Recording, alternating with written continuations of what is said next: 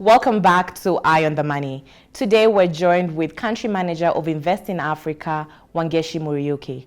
Now Wangeshi, before we went to break, you are explaining to us what entrepreneurs should look out for before they consider scaling up. Now you mentioned scaling up is a process. Yeah. It requires preparation because you have to look out for a lot of things before you take that step.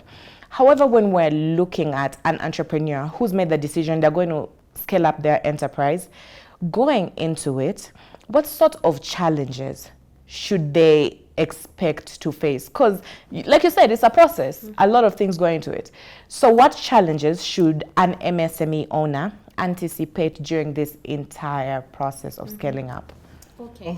I'm sure there could be more, but I'll just speak to a few of them. Okay. So first of all, scaling up means growth and expanding your capacity. This could mean hiring more people, and a lot of entrepreneurs will quickly rush into making hiring decisions without understanding exactly what talent they require or the amount of, talent that they require, the quality of the talent. And then there comes the very difficult component of managing that, which is managing people. So they need to learn how to manage a bigger workforce.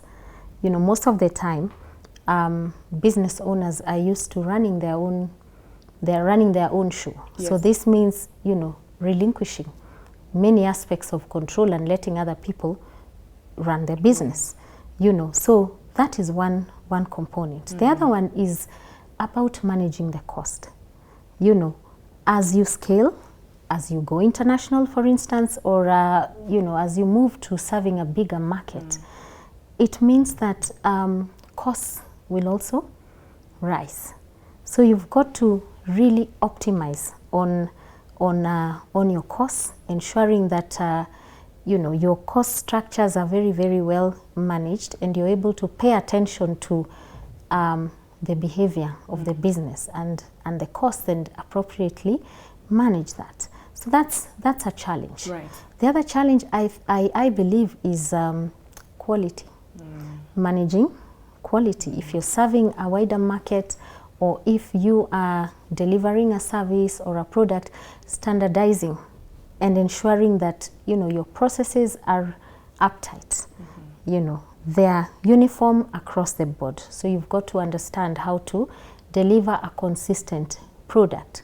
And obviously the challenge of, let me say, branding. As a business grows, you've got to ensure that you're building a brand that is growing, a brand that is thriving. So it's all the challenges that you would face with growth. Growth means stretch. Stretching is painful. Right. Yes, and all these things could be happening at the same time. Innovation, when to innovate, when you have to keep your ear to the ground to get all the insights possible to help you cope with the demands of growth. Now, Wangeshi, when it comes to the process of scaling up, how can an MSME manage to hang on to the customers that are already existing? Because the way I see there could be a risk while trying to reach out for some more, you're trying to attract so much more, so you could end up somehow leaving behind the customers that you already have on board. So how then does an MSME owner manage to hang on to the customers that are already existing while also bringing in new ones? How does that happen? Well, that's a very important component of any business.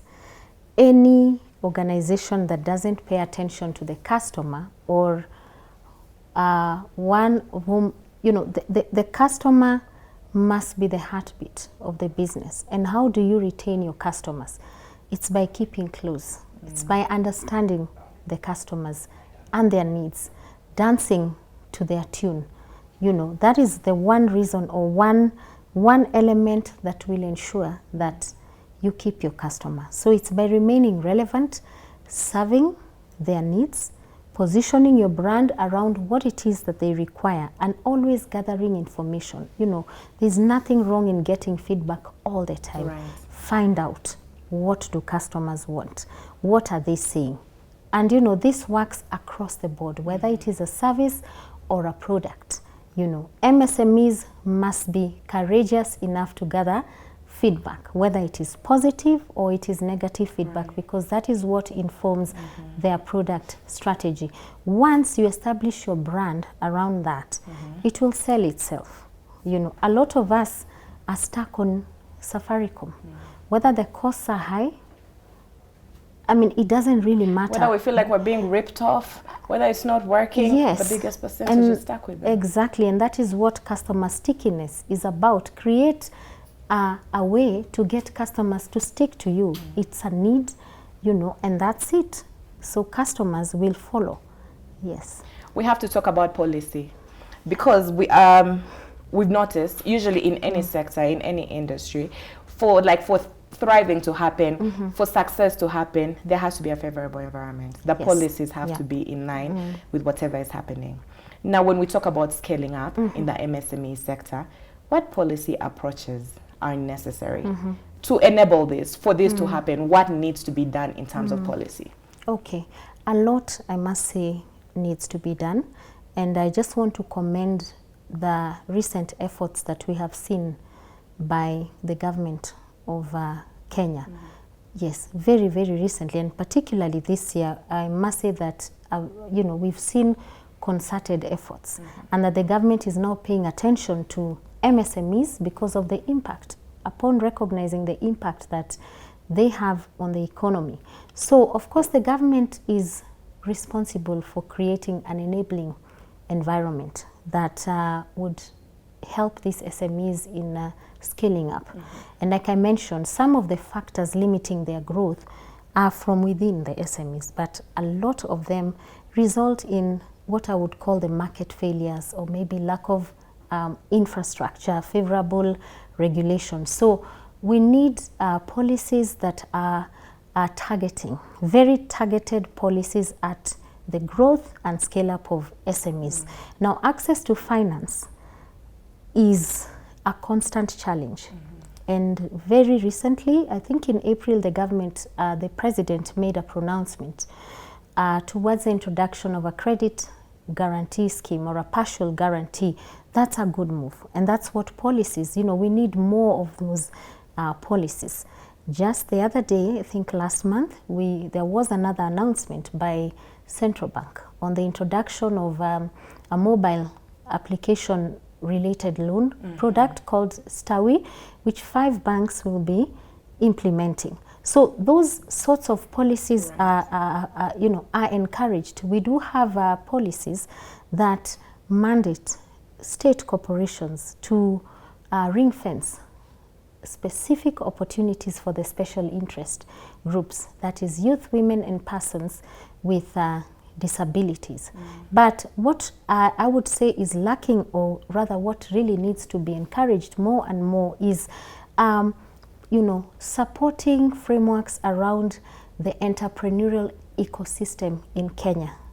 You know, we have very many challenges as SMEs. Now I'm speaking as an SME and as a leader of, a small organization. Yes. And because within our work, we have a network of more than 2,000 MSMEs who are working to do business with large organizations. Right. The problems and the challenges of SMEs cannot be solved by one organization or one individual. So we need to have policies that are encouraging coordination, collaboration, interconnectedness, and this is about creating an ecosystem around, the support systems for SMEs. We have incubators, we have accelerators, very many organizations that are working to enable SMEs or to empower them to grow and to scale upon that realization, because we all have one belief that this is an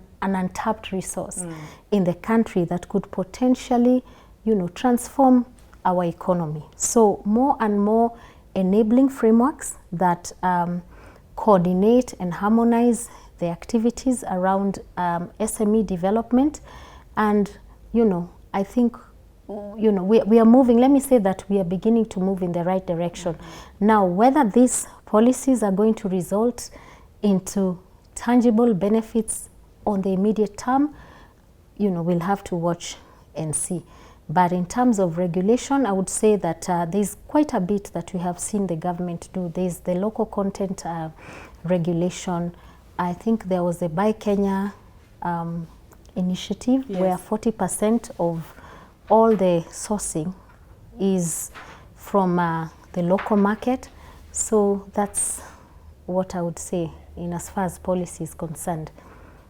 Wangeshi, as usual, I'm always very happy to host you on the show. You always provide so much deep and rich information. So I'm so sure many SMEs out there know what to do when it comes to taking their business to the very next level.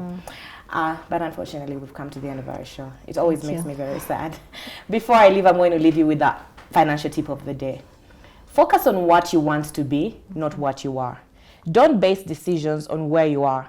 Base them on what you want to become. Ask yourself, what type of company do you want to run? A company with an annual turnover of 1 million shillings, 2 million shillings, 5 million shillings, or maybe 10 million shillings. You must have definite objectives. The decisions you make as a 200,000 shilling company turnover a year business are different from the ones that turns over 10 million shillings. If you want to become a 10 million shilling business, you have to start thinking like one. And that's where we wrap it up for tonight on Eye on the Money. But do keep the conversation going on our social media pages at Metropole TV KE on Facebook, Instagram, and Twitter. I'm Ingrid Nantege. Have a very beautiful evening. Thanks for coming.